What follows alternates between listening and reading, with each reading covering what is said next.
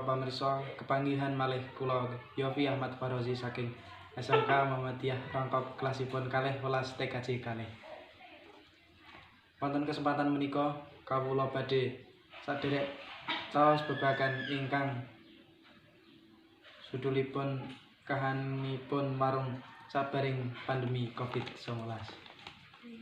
Kados niki kondisi pandhe wonten antawis ing papan kantun sasampunipun pandemi kathah landhe ingkang ngalami madhap pemasukan.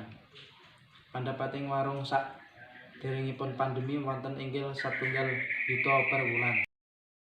Lan sakniki sasampunipun pandemi pendapatanipun namung wonten ngandhap 700. Mangkaten ingkang saged kawula aturaken menawi wonten kelepatan kula nyuwun. Assalamualaikum warahmatullahi wabarakatuh.